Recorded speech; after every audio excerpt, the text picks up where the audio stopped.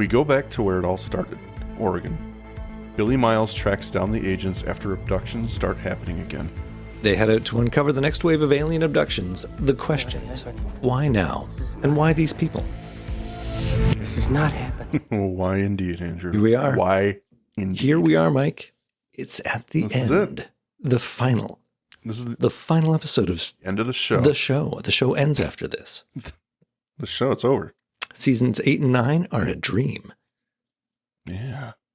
A dream within a dream. Now, here we are at the end, ready to go into another classic three-parter. You know, the launch pad between seasons that they love to do so much. Really, they need to bring in the original heavy hitter director. Although I'm not unhappy with Kim Manners, but No. they had a classic guy they used for 5 seasons. Where's he now, hey?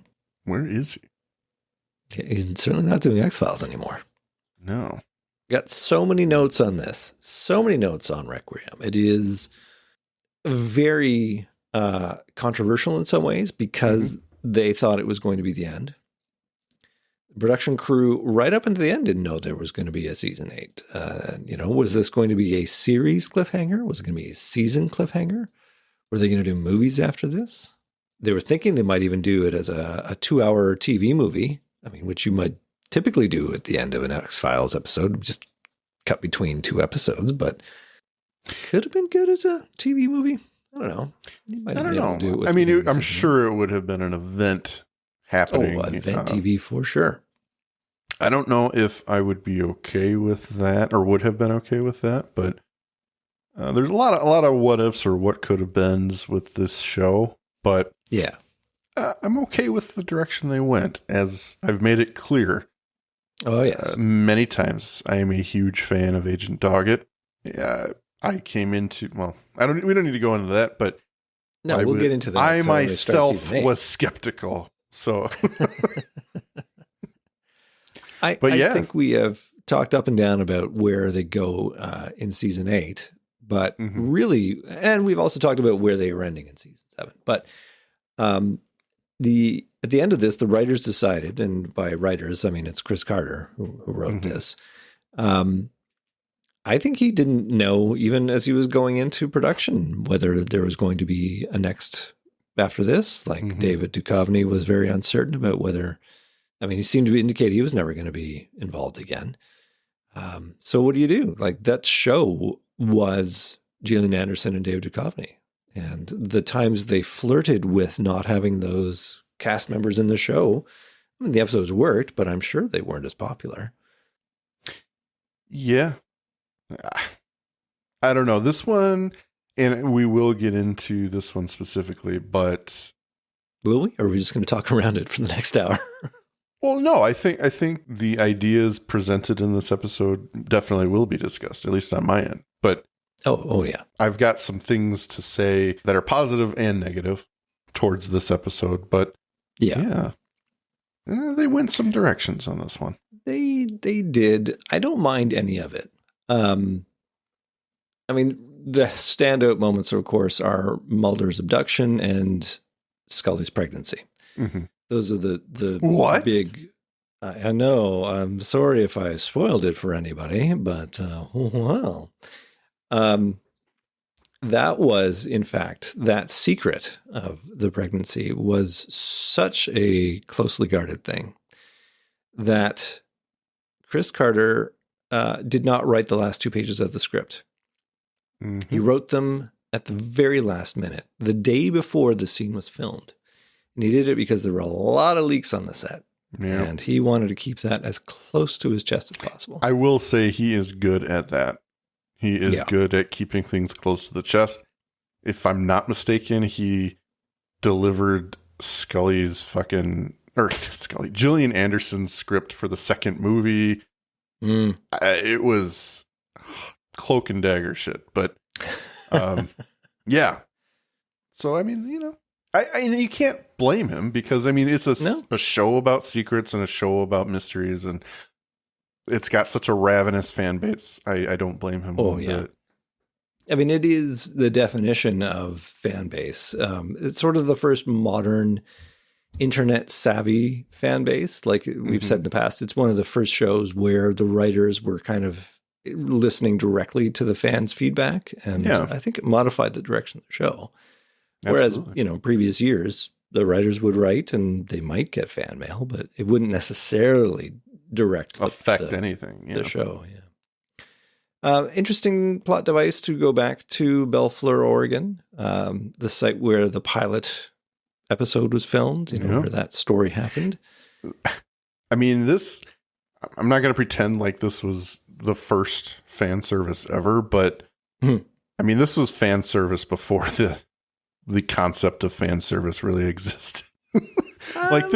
I'm not saying this originated with the X-Files. That's not what I'm saying. But I maybe take issue with the idea of it being specifically fan service. I mean, I think fan service would be if they're all sitting around, with having a party and the lone gunmen show up and they all talk about what a great time they had investigating the warehouse, and having a best of episode or something, or a clips flashback episode. Well, no, I don't think fan service is chained behind such strict parameters there. I think fan service goes by, we're going to go back to where the pilot episode was shot based. We're going to bring every character back and give them prominent roles. We're going to make sure the lone gunman, Skinner, Krychek, they bring out all Marita, CSM, they all get a fucking shot in this episode. That's what I'm talking about specifically. Sure. And I will go so far as to say, I think that Marita Covarrubias and Alex Krychek have no business being in this episode. It feels so I will coincidental have things to say about that. And I would tend to agree with your assertion about fan service in that moment, purely because the characters don't do anything. They're there just for and Krychek's back and Marina's back and the lone gunmen are here too, and all you need is X and Deep Throat walking around the corner in a flashback sequence and holding hands, having a cup of coffee. Yeah. So that to me, okay, I can maybe get on board. But the idea of returning to Bellflower, of doing a back to where it all began, I do think it's an appropriate way to end the series, and that's kind of what they were facing at the time. It's a pretty obvious plot device. And frankly, this is what the show does best. UFOs, alien abductions. You make an episode about that, you cannot but get a ravenous audience to watch that, because this is what the show does. Yeah. And it, to its credit, it felt like an old season episode in certain areas. Yes, so it did. Very excited to start talking about this one. I'm hoping you enjoy it with us. And Andrew, of course, I'm sure you'll have things to say. But yeah, I'm ready if you are, sir. I am totally ready. All right. Bellflower, Oregon.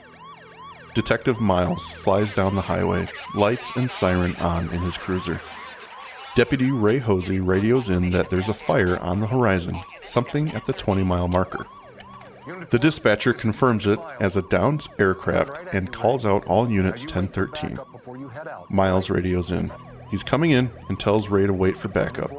No answer. Suddenly, his radio goes out. The computer malfunctions. The power leaves his vehicle. He can't brake as he slams into another dead patrol car in the middle of the road. Bloody, he gets out of his car. The forest in the distance burns. Deputy Hosey is in the driver's seat of his vehicle, eyes burned. Miles steps in green goo that eats at his shoe. He's surprised by someone behind him and turns to see Ray Hosey standing before him, 3 bullet wounds oozing green, fizzing liquid. Hosey descends on Detective Miles as we fade to black. Credits. Okay. Quick little opener. Did you like that there. scene? Did it work for you? You're on board? I'm on board. You had no issues with anything presented there? There's a slight issue, but what are you hinting at? You want me to say it, do you? Okay. I do want you to say it. The clock going back and his watch rewinding. Oh, yeah. I skipped that.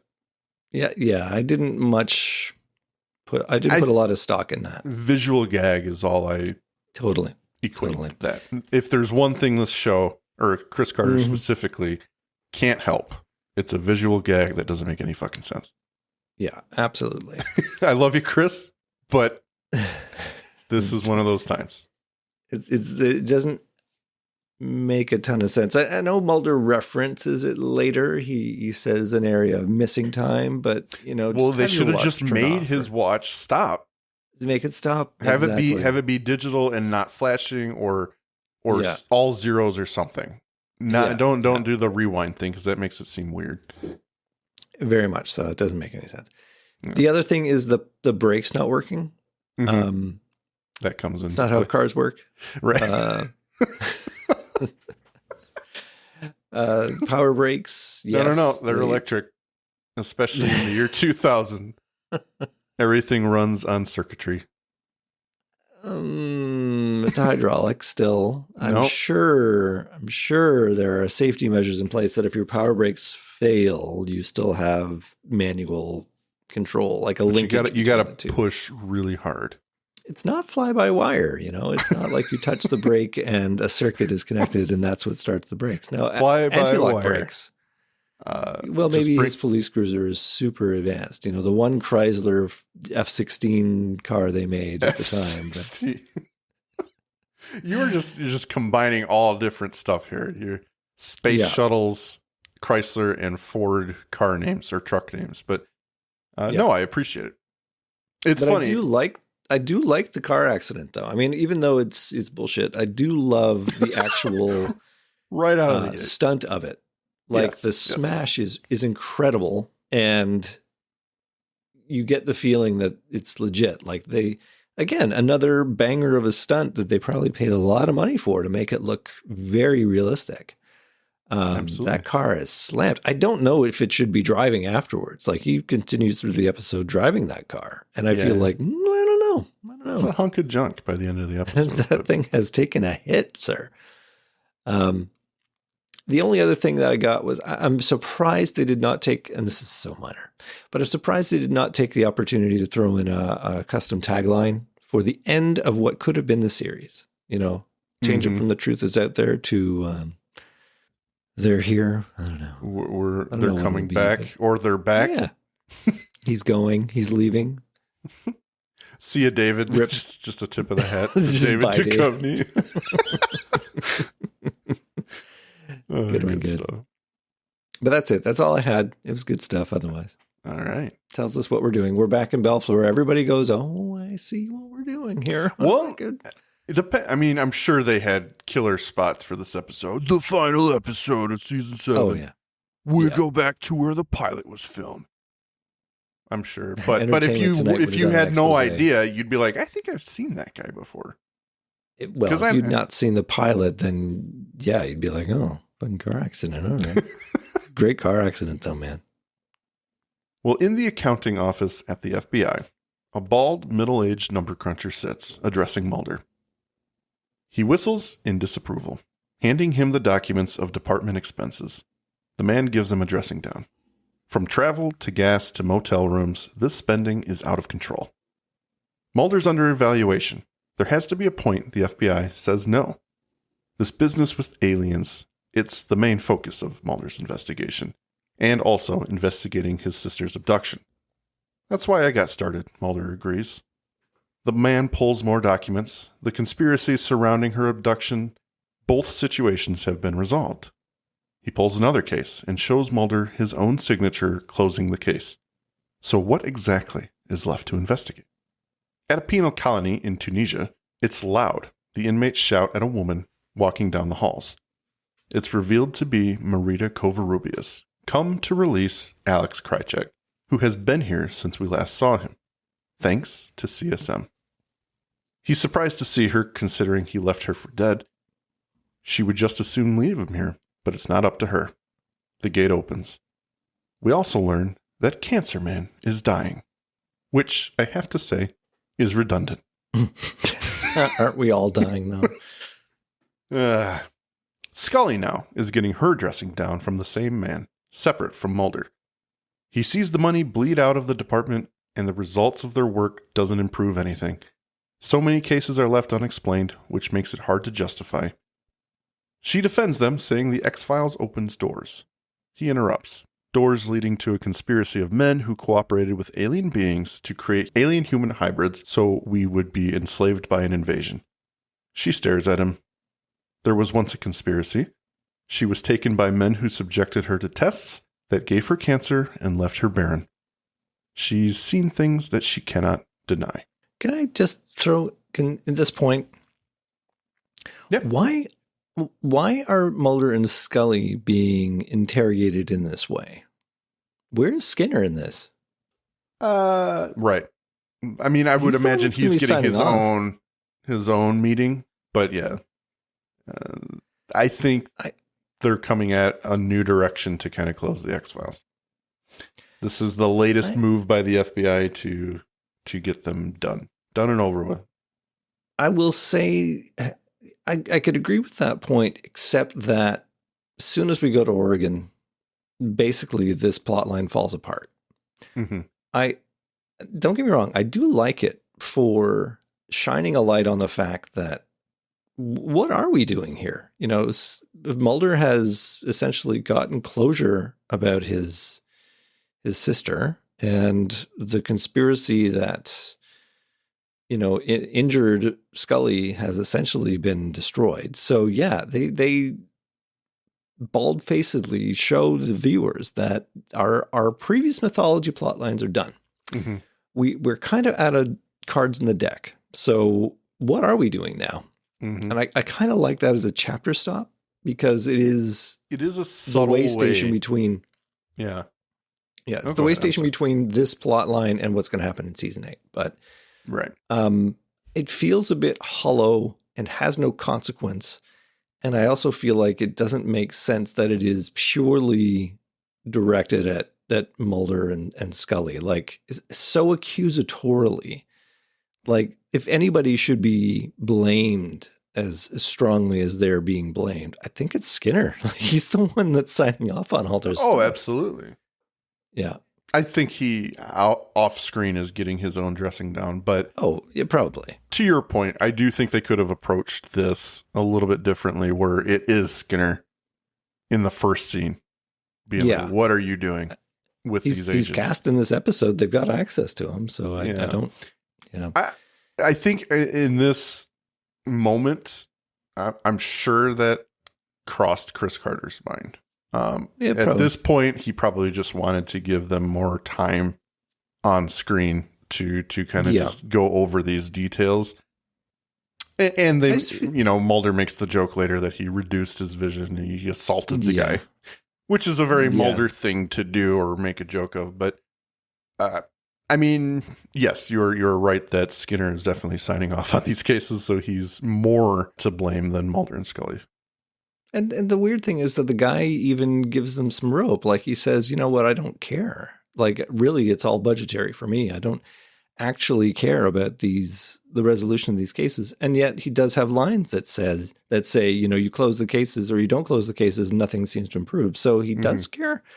Like, I just find it a bit inconsistent. Like, they want to give they want to give Mulder and Scully the gears, and make the point that they are done their various plot arcs. So, I do like that they put the spotlight on that. So yeah, I guess I'm torn a bit because I like the effect. I just don't like the means. Yeah. I would say too that particular complaint about the auditor is that I believe him that he doesn't care what one way or the other. What he cares about is the money going out but not coming in. Yeah.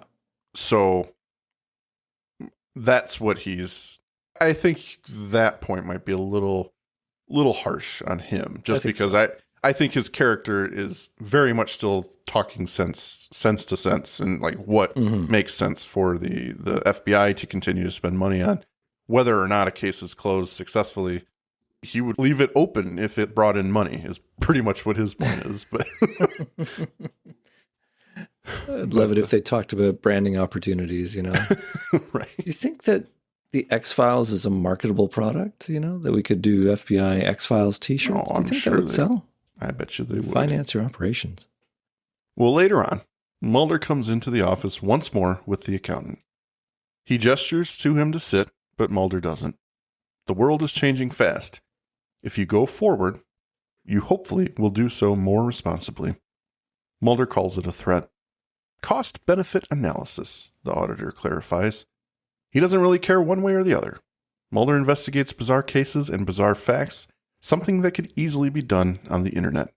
Mulder pushes back. Our jobs cannot be done online. But the man isn't swayed. Even the most advanced space exploration is done from an office. Why? Because it's too damn expensive to send men into space. If you spend so much time looking for aliens, you should narrow your search to wherever they are. It's about reducing your vision. He's not wrong. He's not. Back in Oregon, two kids, Gary and Richie, pull up in a blue hatchback. They get out, and Detective Miles meets them. They see he's injured and ask if he needs help, but he's fine.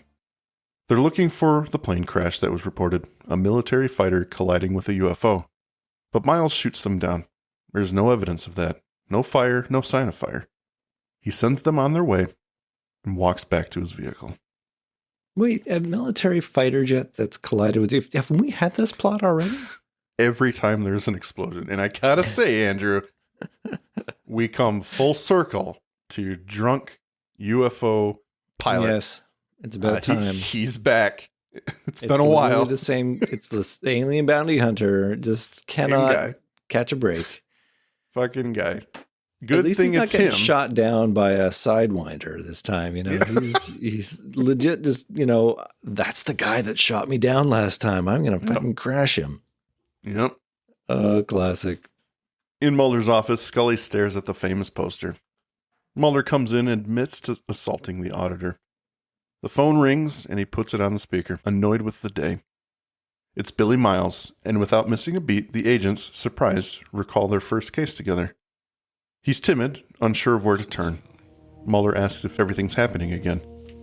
Behind Billy, we hear and see his father arrive home for the night, making the man cautious. It's happening, but not to him this time. He hangs up. A back and forth between the agents, more alien abductions. As they head towards the door casually, they poke fun at the auditor's demands of changing their habits, and with an air of defiance, they head off to Oregon. Let's go waste some money. It does have the air of like one last kick at the can before they shut us down. Yep. I don't mind it. Don't hate it. It's fun little scene. We're going to get a couple had of my those issues in this episode. with the method, but I'm okay with where it takes them. Absolutely. Well, Krychek and Kovarubius arrive at the Watergate Apartments, CSM's residence. A woman answers. It's his nurse, Greta. They enter, and the camera pulls in to Krychek's face as she wheels around a frail, gray-haired man in a wheelchair. The two men exchange barbs, but CSM requests they put it all behind them. They have a singular opportunity. An alien ship has collided with a military aircraft. Recovery is all important. He intends to rebuild the project.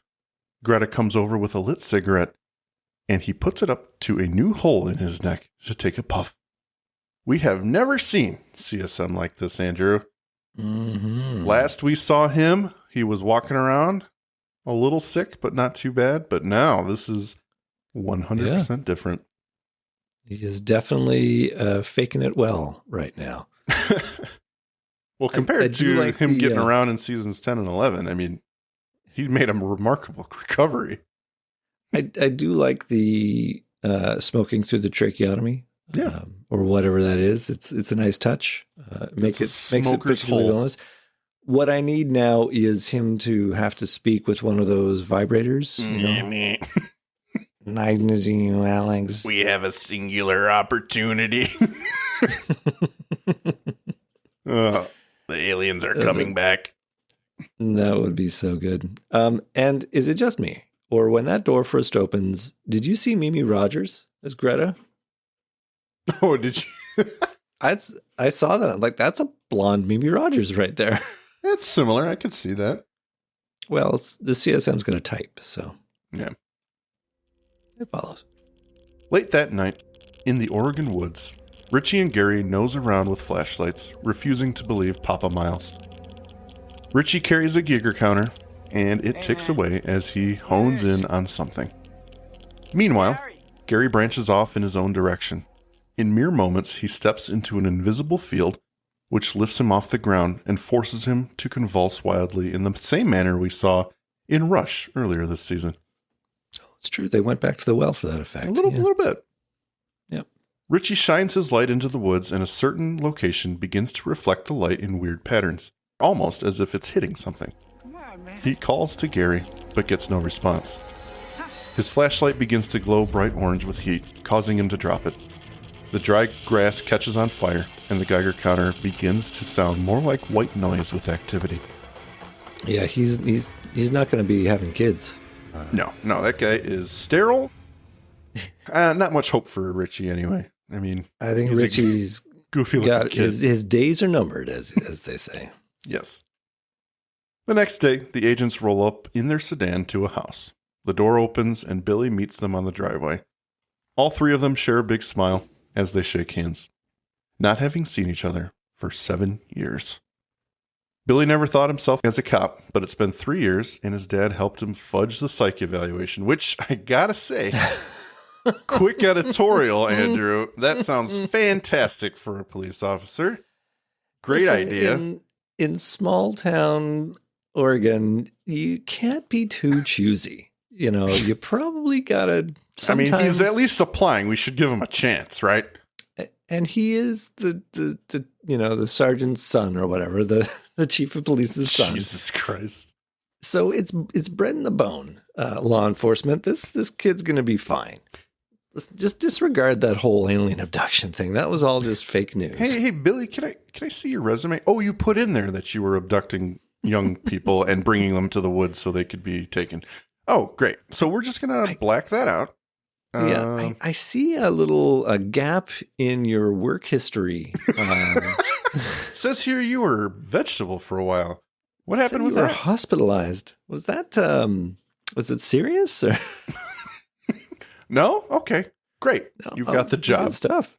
Welcome to the force, young man. Here's your badge and gun. Oh my God. Well, Mulder asks if he's been able to get over the abductions. He has, but people still deny it, including his father. Billy informs them of the crafts colliding. His dad has been no help, even though there's a deputy missing.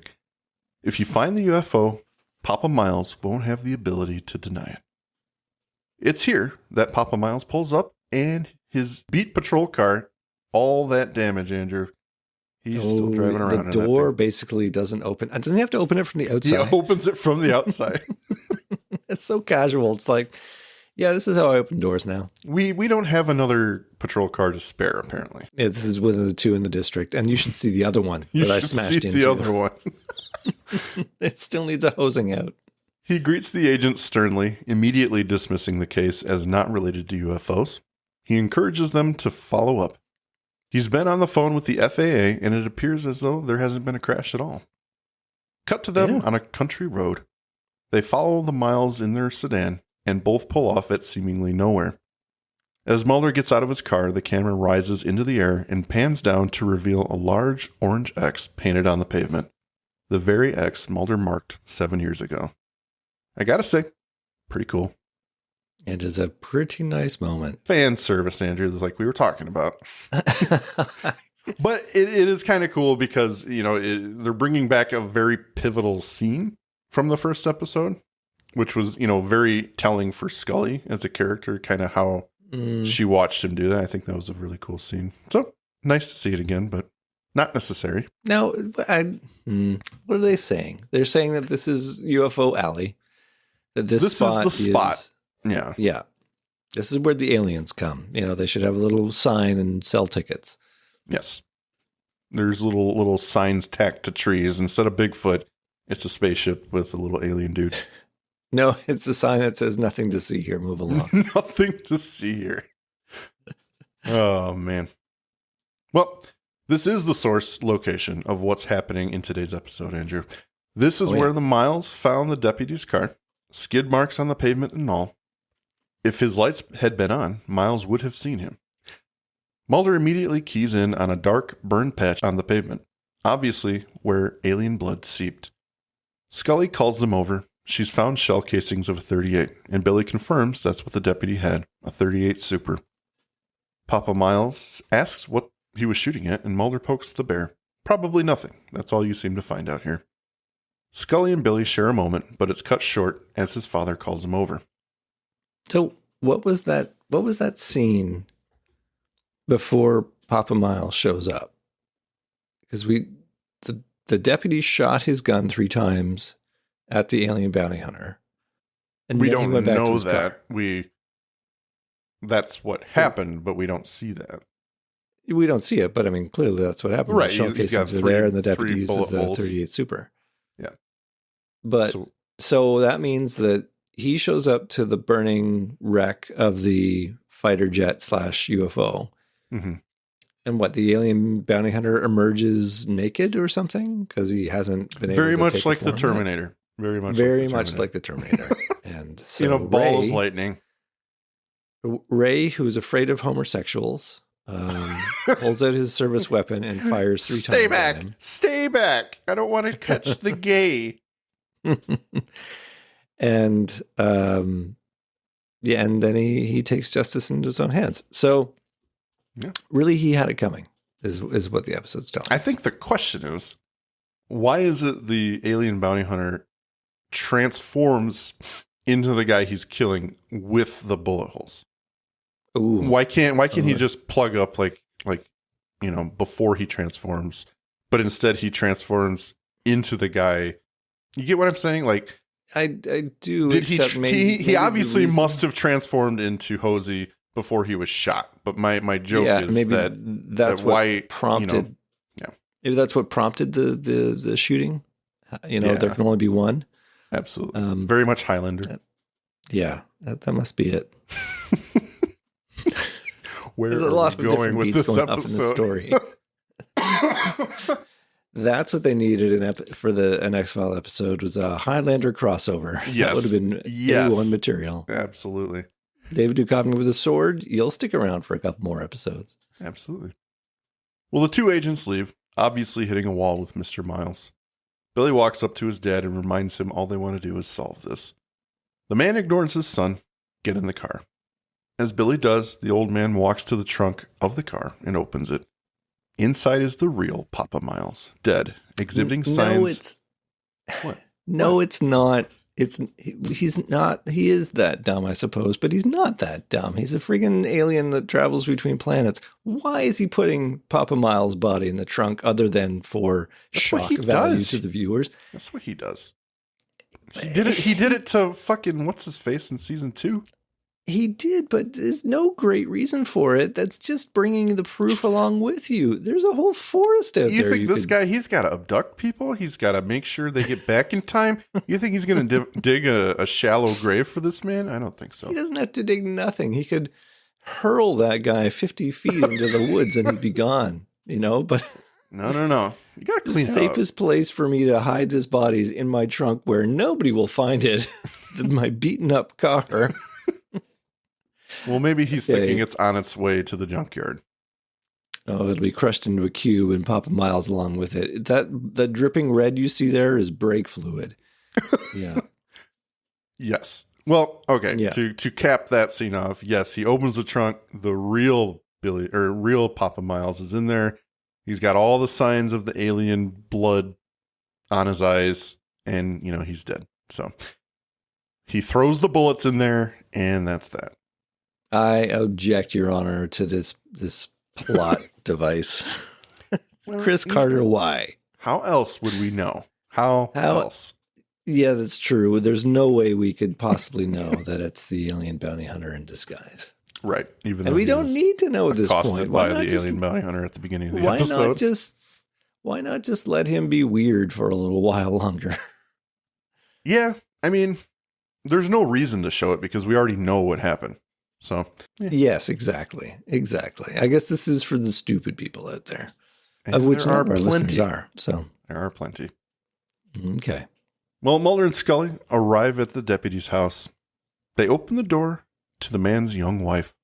She's mousy, even a little anxious. As Scully begins introducing themselves, Mulder cuts her off. You're Teresa Nemeth. They shared a moment together in the first episode regarding her abduction. The one where the blood sprayed from her nose like water from a hose. Oh, I remember that now, yeah. More fan service, Andrew. She's a little unsure how they know her, but he clarifies. Her baby begins crying, and she lets the agents in. I'm sorry. I sort of lost it when I realized who you were. We came to see if there's anything that you could tell us that might help you find your husband. We had no idea you were his wife. I don't know if it's important. Maybe I just hope it's not, but Ray and I have a connection that's even deeper for us. He's an abductee, too? He kept it a secret from almost everyone. It doesn't make you real popular around here. His experiences were a lot more terrifying than mine.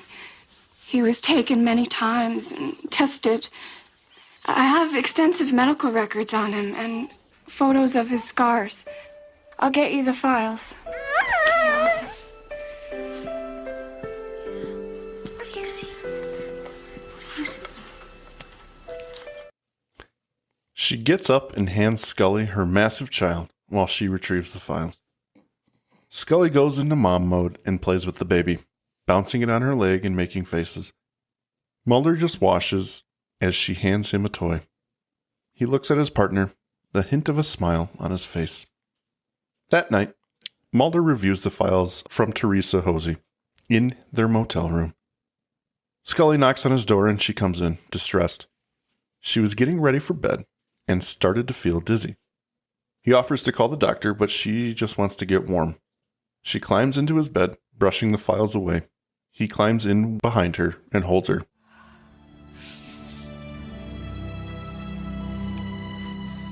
It's not worth it, Scully. What? I want you to go home. Walter, I'm gonna be fine. No, I've been thinking about it. Looking at you today, holding that baby. Knowing everything that's been taken away from you. Chance for motherhood and your health, and that maybe think that maybe they're right. Who's right?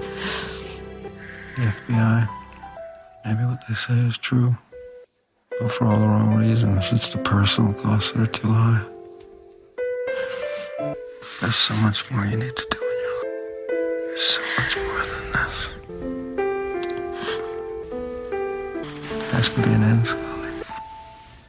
He kisses her cheek as she processes this turn of events. Outside the motel, Krychek sits in his car, spying on their motel room from a distance. He's on the phone with CSM. No one's been able to find this supposed UFO, but CSM is certain of it. Krychek informs him the agents are looking for a missing deputy. Well, they're looking for the right thing, but in the wrong place. Find the deputy, find the ship. It's that time, everyone, the Magus Media Production sales pitch. Please check out our homepage at magusmediaproductions.net so you can stay up to date on all of our shows. Check out our Facebook group, facebook.com/groups/Magus Media Productions, both of which have our Discord link on it, where you can join us for live shows as we record them for future release. At Magus Media Prods on X, our Patreon, patreon.com/Magus Media, where a $5 donation will help us keep the lights on and bringing you new content, and you get some stickers.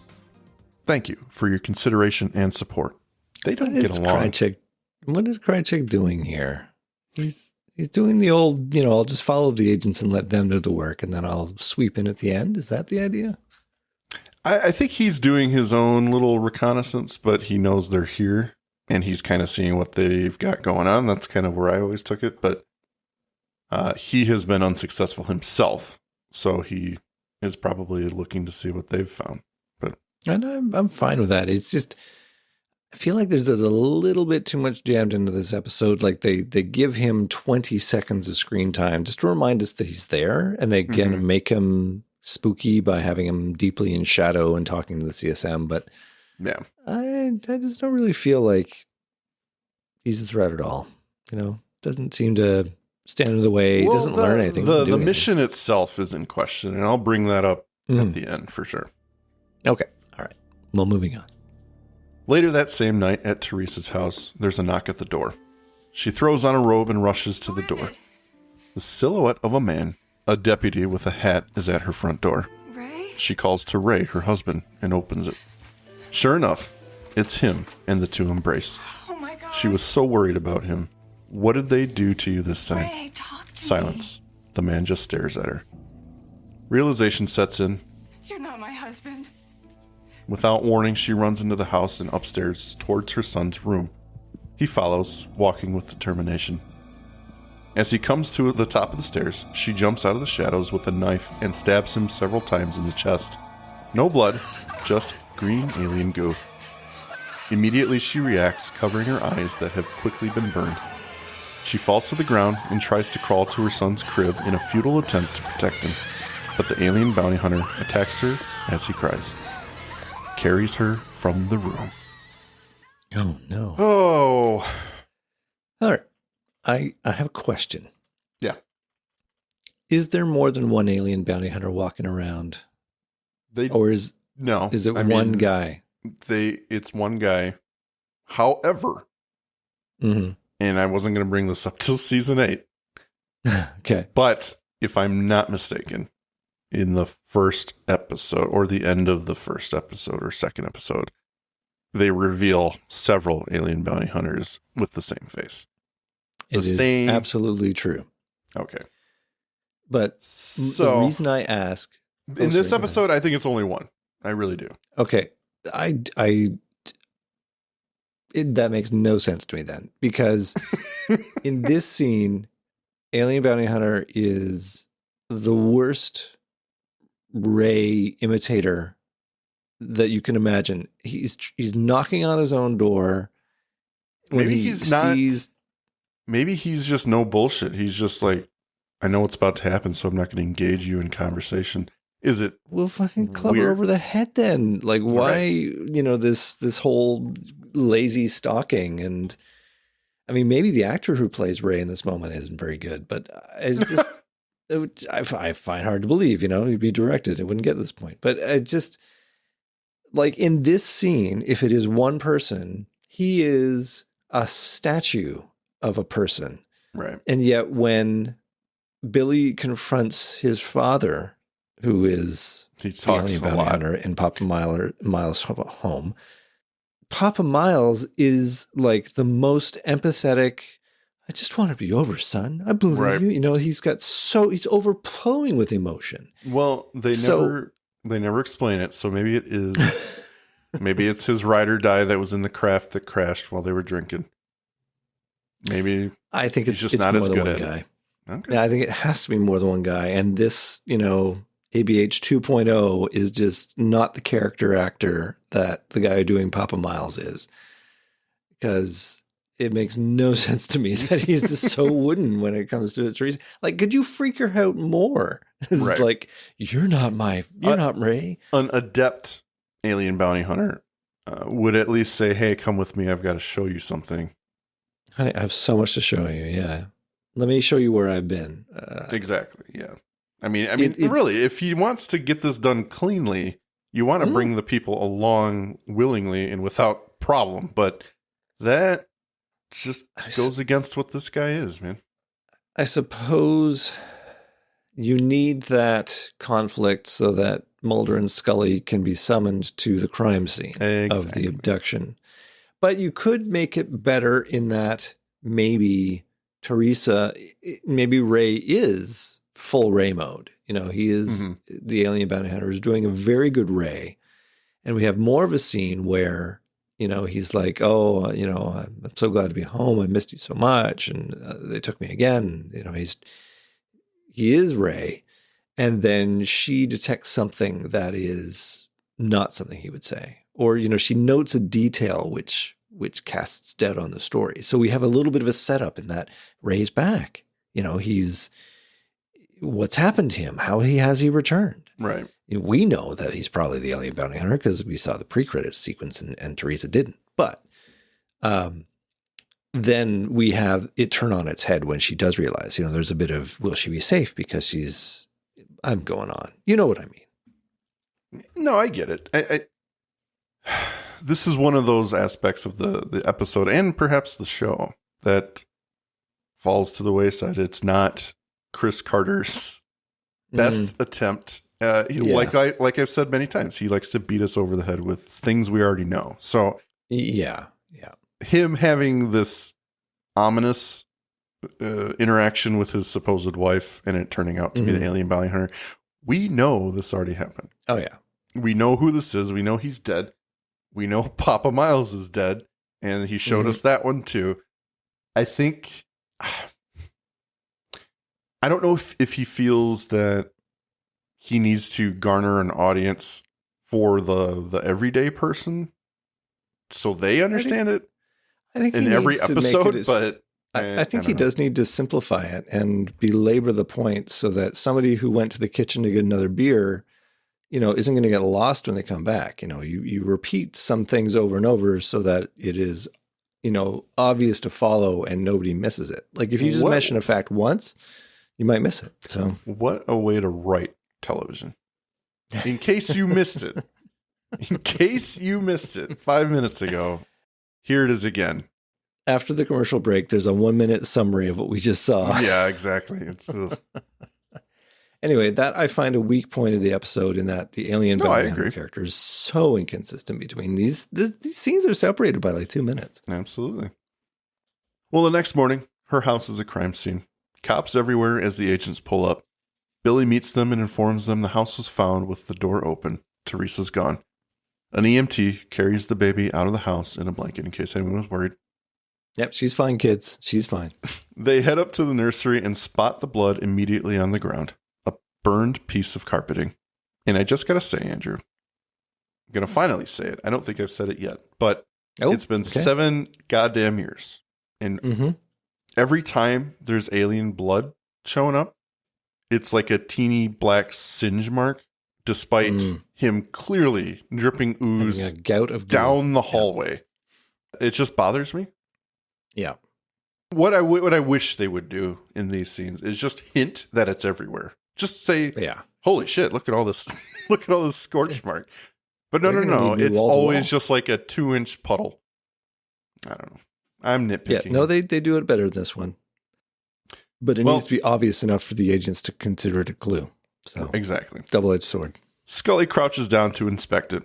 Mulder leaves the room as Scully informs Billy as to what it is. It's a biological toxin emitted as a gas through the bloodstream. She hesitates. From an alien. As she goes to stand, she gets another dizzy spell, and Billy comes to her aid. At Cigarette Smoking Man's apartment, Marita and the man are sharing a moment. Greta gives him another puff from his cigarette. Why are you toying with Krychek? Do you trust him? He asks. And she asks the obvious question. Then why bring him here at all? Turns out that CSM has great faith in Krychek. He will find the ship, but if he told him how, he'd be tempted to sell the information. It's okay. No. This is a problem with me. No, that's a dumb explanation. It's a dumb explanation because how long do you think this thing's going to be there? What's he going to? Wouldn't he try and sell the information when he did find the ship? I mean, exactly. Yeah, I don't know. How does slowing him down negate the other? It reduces the odds of success. Yeah, exactly. Yeah, this whole cigarette smoking plot line it's interesting. The CSM plot line's weak. Yeah. It's there, but it won't be there forever, he says. It's rebuilding itself. To possess the ship is to possess the power to all things. To God, she asks. He laughs. There is no God. What we think of as God is only alien. They're coming, aren't they? Fear comes across her face. They're only coming back. The agents leave Teresa's house. Mulder spots Richie hanging around in the small crowd of concerned onlookers. He looks anxious, suspicious. Mulder walks over and grabs him as he tries to flee. Billy notes the confrontation and he asks what happened, and Richie says they took Gary. He's just gone. Mulder tries to calm him down. Richie doesn't care what Papa Miles says. He was out there. He knows what happened. This is news to Billy, and he walks off. Looks like we're going to have a confrontation now. Yep. Meanwhile, Richie leads the agents into the woods where he and Gary were. He describes how his light bent in the middle of nothingness. He looked for his friend, who was right near him, but then he was gone. He takes Mulder to where his flashlight burned, and Scully forks off to poke around. As she walks away from them, the camera follows her and pans down to her feet. She takes another step and gets whipped up into the air, convulsing like Gary did before her. At the flashlight, Mulder looks at a burned hunk of metal with Richie. Unusual. He calls to Scully and looks her direction, but can't see her. Immediately, worry overcomes him and he goes searching for her. He rushes to her as he spots her on the ground, dazed. This time, it's hitting hard. She's breathing heavily, she can barely talk.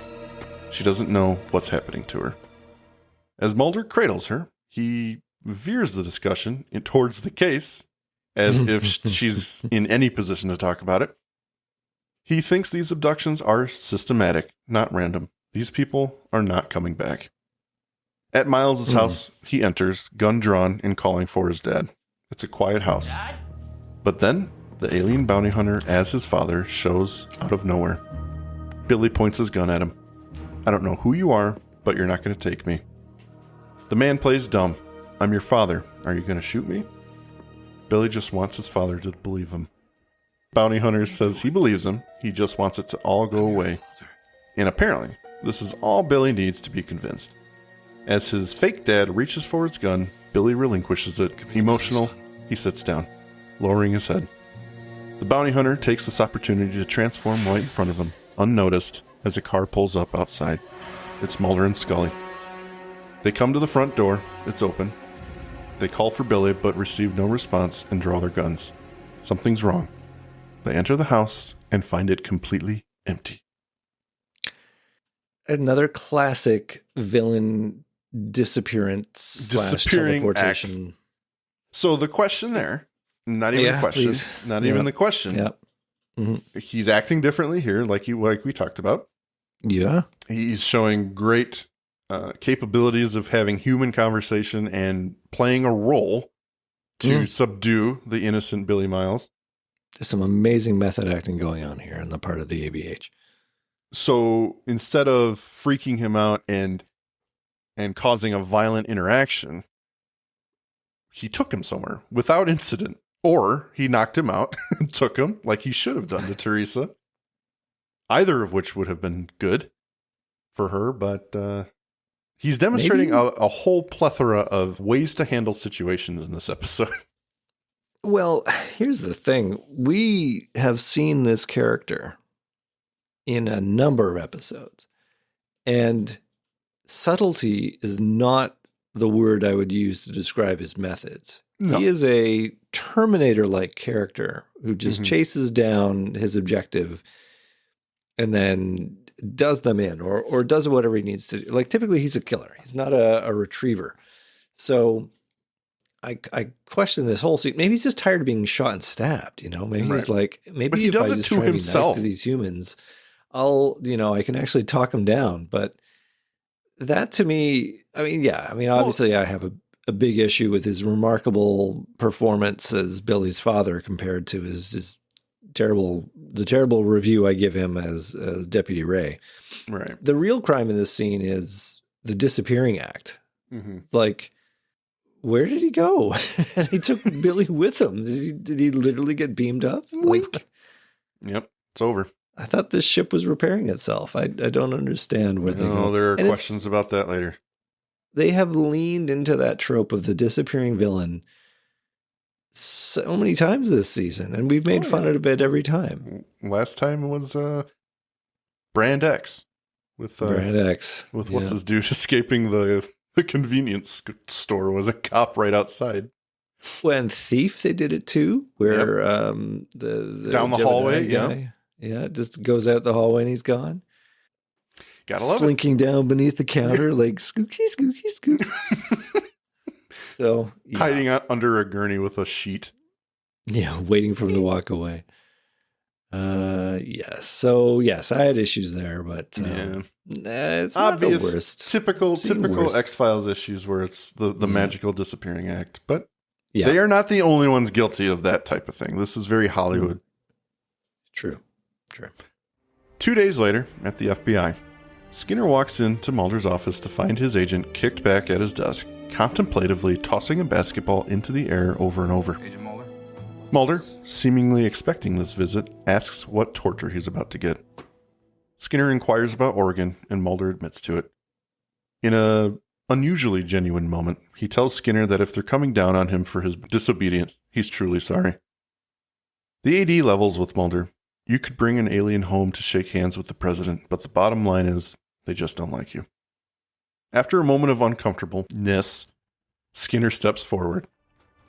Krychek and Marita appear behind him. Mulder's tone changes drastically as he rises from his desk, ready to engage Krychek. Skinner intercepts him and keeps him at bay while Krychek enters the room. He repeats CSM's lines to him. You have a singular opportunity. Marita informs Mulder CSM's dying. His last wish was to have them rebuild the conspiracy. It all begins in Oregon, in those woods. Mulder isn't convinced any ship is there, but Krychek confirms it. It's there, cloaked in an energy field. All while the alien bounty hunter mops up the evidence, eliminating the proof of the tests. He's giving Mulder the chance. Why, Andrew? He wants to damn the soul of that cigarette-smoking son of a bitch to hell. Oh, I thought you were asking why the alien bounty hunter was doing this. No. We'll save that for another question. Scully steps in, alarmed to see this group meeting. Some time passes. The group has gotten even bigger. The lone gunmen are there, in Skinner's office with everyone discussing the case, food strewn about as they're there late after hours. The gunmen are reading the images. What's amazing is that even the military satellites don't see us. But JPL's Topex Poseidon shows it only as waveform data. And here it appears simply as a microburst of transmission error on the European Space Agency's ERS-2. In other words, you'd never know it's a UFO. If you didn't know what you were looking at, or looking for. No wonder we couldn't see them. Listen, it is not going to be there forever. As we all stand here talking, it's rebuilding itself.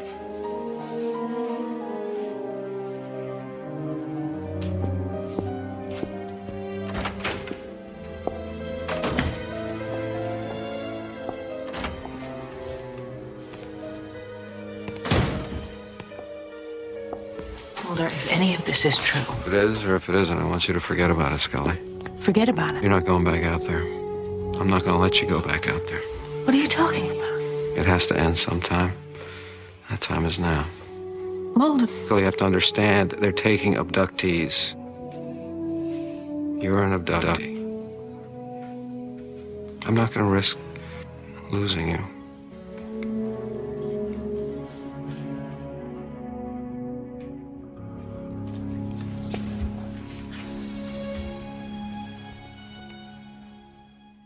Emotional at the truth of his words, she embraces him. I won't let you go alone. I have a point of order, Your Honor. Okay. So I actually dig that possessiveness, that idea of I'm protecting you by not making you go back because the aliens are going for abductees. I'm on board with that. I don't love the I'll decide for you because I'm a man and you've got no autonomy as a character and you got to live I'm your not life, yada, sure yada, that's yada. where it's going. He's being protective. He's not. But she's still an FBI agent who's a better shot than he is. So, like, literally, if she wants to go, she can just go, right? I mean, I'm not in love with that moment, but fair enough. That's if not she actually has the point a of death order. wish. Yeah. But that's not the point of order I wanted to raise. And this is what I wanted to raise. If our plot note at the end of this is, the realization that Scully's going to have is that the aliens want Mulder because of his amazing brain activity. Right. He's the real target. He's in danger. Mm-hmm. Why did they let him leave Oregon? Why did they let who leave Oregon? Mulder. They were friggin' going around there for days with Papa Miles. They just, hey. Well, he just wasn't in the right place at the right time. Well, clearly, he didn't find his own way into the ship. But the only explanation I would have is that the alien bounty hunter, for whatever reason, and as we've discussed, he handles situations very differently from scene to scene. On a case-by-case basis. Felt that he was outnumbered on the road as they were all there waiting, just investigating the crash. So, he had Billy around, he had Scully around, and Mulder. He just couldn't take the opportunity because it was too risky. Hmm. That's all I got. The disappearing act he pulls at the Miles residence when Scully and Mulder walk in. I think he could have been just like, oh, I need that one too. I'm just going to poke myself in the face. Yeah, I'm going to poke, and they're both going to go over like a house of bricks. They're just going to fall over, and I'll take Mulder and Scully. You know what? Good luck. But I don't need Andrew, you. I hate to tell you this, but if he did that, we wouldn't have much of an episode. Yeah, I know. But that's about making the plot fit the script rather than the other way around. Right. Yep. Well, I gotcha. Okay, my objection has been noted for the record. I allow you to move on. We go back to Oregon at dusk. A sedan pulls up to the X on the road. From the driver's seat steps Assistant Director Skinner, finally going all in for Mulder's cause. The two head into the woods. Skinner, apprehensive, reminds Mulder his ass is on the line. Back at the FBI, Scully continues to review the case files and makes a deduction. Billy Miles and every other abductee being taken from Bellflower, they all demonstrated anomalous brain activity, exactly what Mulder did at the beginning of the year. Something in that field knocked her back. It didn't want her. Mulder's trying to protect Scully when it's he who is at risk of being taken. This revelation gets cut short as Scully begins to faint. The gunmen rush to catch her and lower her safely onto the ground. Meanwhile, Mulder and Skinner lay down laser pointers on a log, all facing the same direction, towards the supposed cloaked ship. The scene is really striking, Andrew. All those red beams against the dark forest backdrop. Mulder admits he's not exactly sure how this will work, but then lightens the mood by claiming budgetarily they're looking pretty good. He stands, leaving Skinner to finish up placing the devices, and heads into the red beams. Darkness flicks through the red beams one at a time as Mulder walks towards the target. He approaches an area where it looks like several beams end without contacting any physical object. Curious, he slowly places his hand out where the beams cut. Sure enough, his hand begins convulsing wildly as he watches. Back at the log, Skinner finishes another beam. He looks up, noticing it's unnaturally silent. Mulder is nowhere to be found. Only silence in return. The AD wanders into the beams, calling again. From Mulder's point of view, he's perfectly visible to Skinner, a transparent field between them. The man's voice sounds garbled, underwater, as Mulder stares into the distance. What he sees is a brilliant white light shining down from above onto a small group of abductees. Everyone from Bellflower. He walks forward, ignoring his boss's cries. Approaching the harsh perimeter of the light, he takes a breath and then steps in. Teresa and Billy guide him, placing their hands on either shoulder. White washes over him as he looks to the heavens. The heart of an alien craft hovers above. The alien bounty hunter appears through the crowd, standing face to face with Mulder, making his presence known one final time. As white washes over the screen, Skinner shields his eyes, the craft finally revealing itself. Shock washes over his face as the beam shines into the night. It hovers there for a few moments, giving the assistant director a good look at what Mulder's been trying to prove for the last 7 years. Something he can no longer deny. The craft pulls away over the trees, leaving Skinner alone in darkness. With realization setting in, Skinner quietly calls Mulder's name to himself, knowing no one is there to hear it.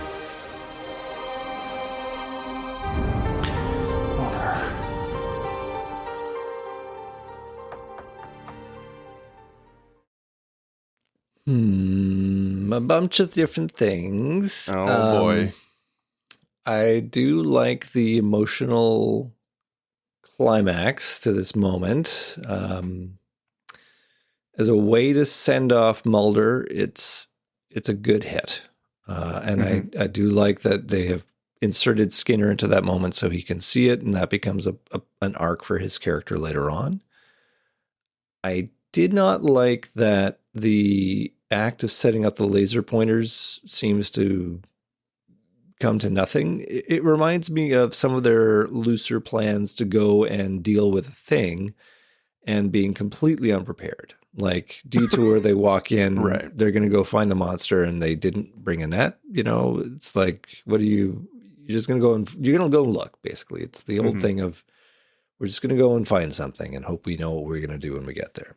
Like, you find the ship. What then? I mean, do you have any instruments to do any science on it? No, you're gonna poke your hand in it. Is basically what's going to happen. So, as you said, it's a striking scene. I love the image of the laser pointers all connecting and finding the ship. And yes, that identifies it. It could have been done with a flashlight, because we had that moment where Richie also noted that this looks cooler.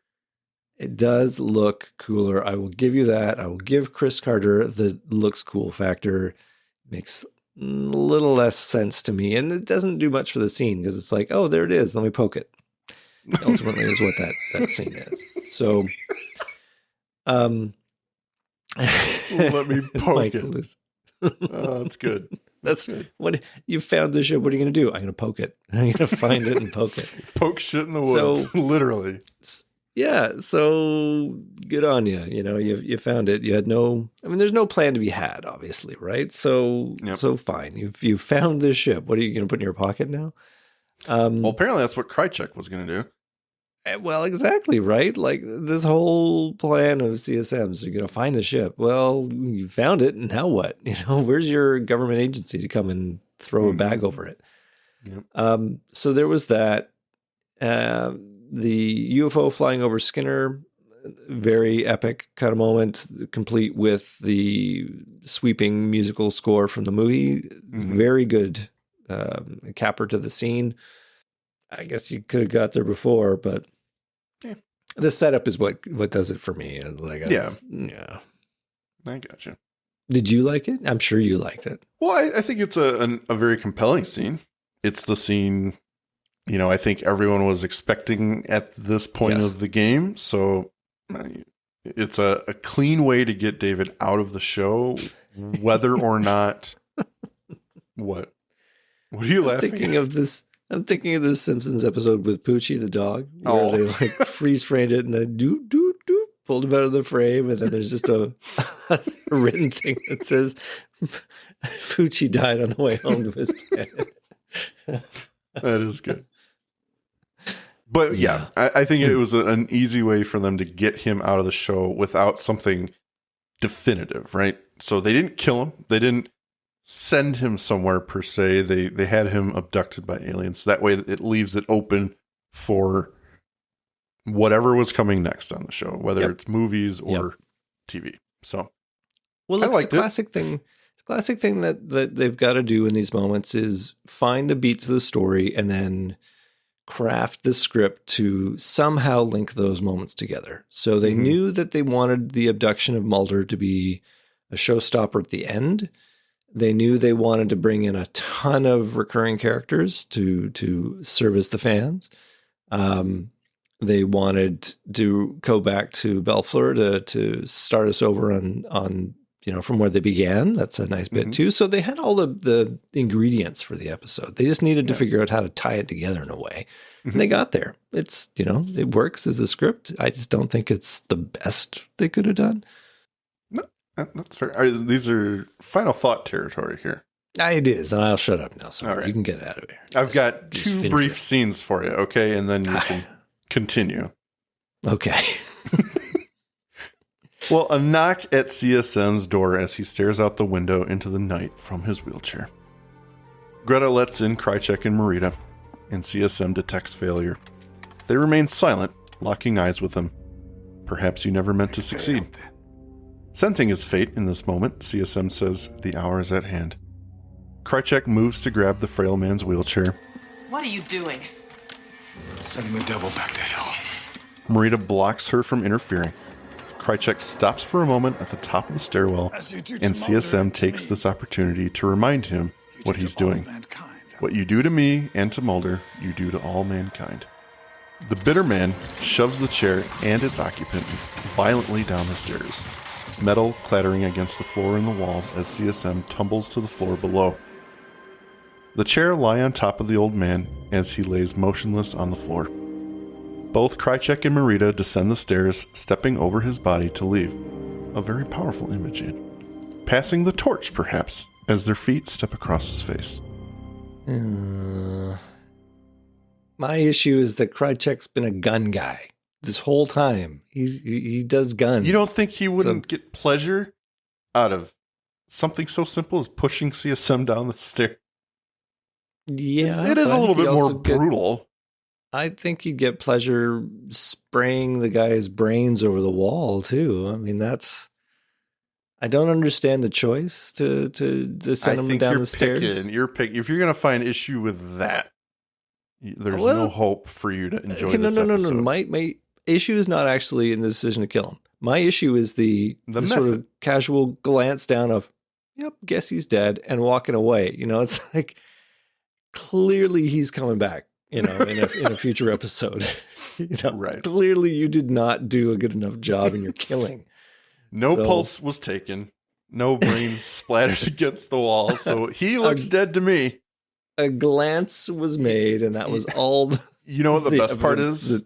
Yeah. The best part is they leave him in the hands of a nurse who can save his life. Oh my God, let me get the cigarette. They should have choked her out or something just to be extra evil. Extra sure. Yeah. And since when did Marita turn into a bad guy? I mean, she's usually been. She started as a bad guy. Suppose. I mean, Krychek, I believe this from, but right. Marita has always been opportunistic. She's been on the fence, but yeah. In a sense, they're both opportunistic. Krychek was very much an agent of CSM until he was betrayed. And then he became this loose cannon who would do anything for his own personal gain. And she's kind of flip-flopping between working for CSM and screwing Krychek in a hull of a ship. So, there was a turn. Yeah. Okay, I'm sorry to slow us up in the inevitable end. We've got a killer scene coming up, so I don't want to get in the way of that. All right. Well, we crossfade now to a hospital hallway. Skinner arrives at Scully's door and looks through the window, mustering the courage to confront her with terrible news. She sits in her hospital bed, welcoming him in. They make small talk.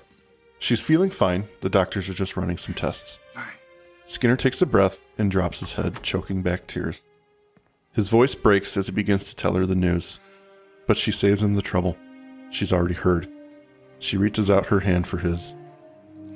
He doesn't know what else to say. He lost him. He'll be asked what he saw, and what he saw he can't deny. The man sobs as he makes a declaration to stand up for Mulder's cause. Despite the visible pain and tears on her face as well, she herself makes her own declaration.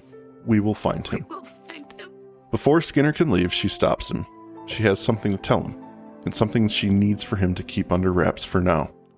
Something she doesn't understand. Her tears of sadness over Mulder mix with tears of joy as something has happened that she never thought could. Mustering a smile, she says, I'm pregnant. Credits. Oh! You know what's the amazing thing? Skinner's the father. I think that would be one hell of a Batman move if it was Skinner's. Yeah. So, baby starts bald and ends bald. All right, Andrew. All right, we are end of season 7. We're here. Wow. It's final thought time. Wow, we made it. Okay. Okay. I feel like you've got quite a bit to say, so I will just hand me the mic and walk away. He starts drinking. I love it. Well, Michael, in the grand tradition of season finales, 2- and 3-parter even, Requiem does not disappoint. It pulls out all the stops, probably because everyone thought this could have been the last episode, with every guest character they could think of and some we haven't seen in a long, long time. I like the plot device of returning to Bellflower. In a sense, it doesn't matter that the alien bounty hunter has decided now is the time to return to clean up the evidence of the tests. It provides a cool backdrop for the kind of show that's always worked best for the X-Files. UFOs, alien abduction. That's a show that all the fans can get into, and if it was going to go out on a note, that's the note to go out on. I had a few quibbles with the show, obviously. That's me. But otherwise, there's some good stuff going on here. It's appropriately dramatic and cinematic. The plot nuggets are good, and we finally get some resolution on Krychek and the cigarette-smoking man, though Marina Covarrubias really only gets a few token moments and doesn't seem to do much of anything. The abduction of Mulder? It's a good get, and makes sense as an appropriate way for Mulder to exit the series, and even more, as a new through line for the next season to come. Yeah, good stuff. Thank you. Thank you. Well, I veer on the side of this is a good episode. I enjoy it. It's a powerful closer to the season and perhaps the show.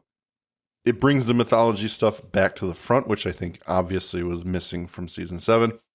Sure, the fan service was there. It was nice, but it's really not about that for me. What this episode does for me is kind of show the evolution of all the characters. So I love that kind of stuff. The dichotomy between who Scully was and who she is now, what Billy was and what he's become, and of course, CSM, who he was and what he's become. Scully went from non-believer to actually admitting in this episode that what they're looking for is alien. Billy was a vegetable in the first episode, essentially, and now he's a man, successful and pretty self-reliant. And CSM, I mean, he was just like an imposing presence in the first episode. No lines, leaning up against a filing cabinet with a cigarette, and we knew he was just this dark and imposing character. And here, he's the same man in a wheelchair, frail, grasping for power he once had. I just think there's a lot of, not full circle, but, just a lot of evolution there. I like to see both sides of those characters and where they've come in the last 7 years. So the issues I have, I don't fully understand what's happening. Once again, an alien craft has crashed with a military craft. Classic explanation. I can only assume the ABH was, again, on another bender. The alien craft is rebuilding itself now? That's new. Yeah, sure, why not? And how the cigarette smoking man knows that is... How he got that information is interesting. Yeah. We don't know. The aliens are also gathering up abductees who have had severe reactions to their tests, like Mulder did. I'm okay with that, but at the same time, seems a little weird. CSM's motive, somehow he thinks possessing the alien craft as if he could just put it on the back of a truck and ship it to his apartment. Like that's going to reignite this conspiracy somehow. It's confusing.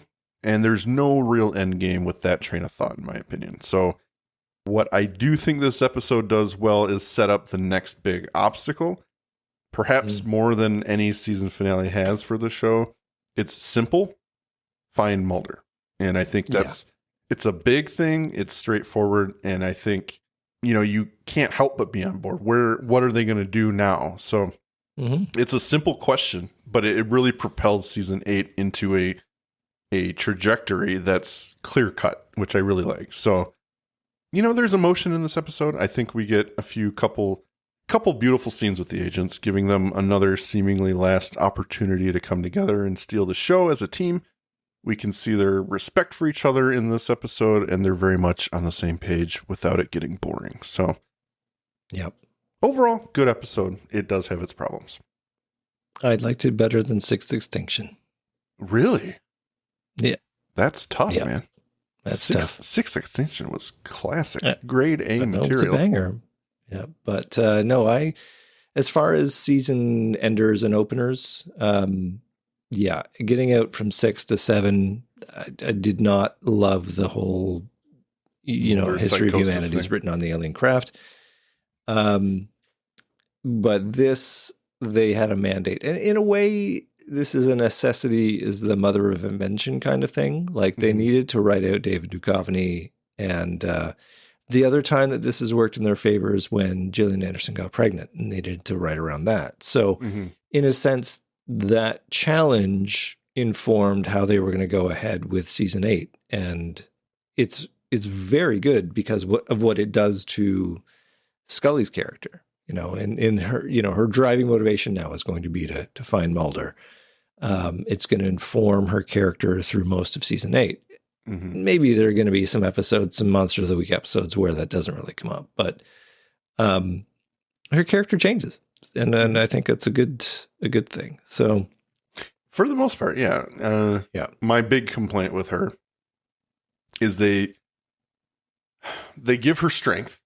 That's great, and I'm all for that. But they also take her down a little bit by making her extremely...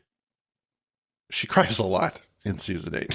And it's about Mulder, of course, which is fine. I understand having that kind of attachment to someone, but I think it's overdone just a little bit. But we will come to that when season 8 comes around.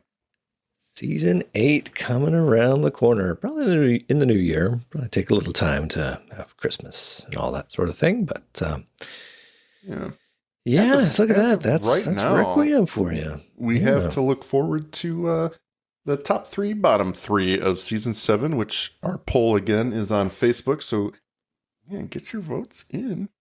Yeah, there have been some nice comments put on there. I think there's a bit of division about what the good episodes are. I glanced at it when you first put it up, and I was already surprised.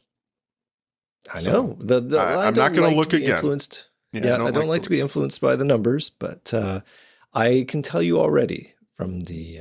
I saw it the day 2 it was up, and I sort of see which way the wind is blowing, I think. And I will say, with pretty good certainty, I'm going to choose a few episodes that are not on people's lists. Yep. Interesting.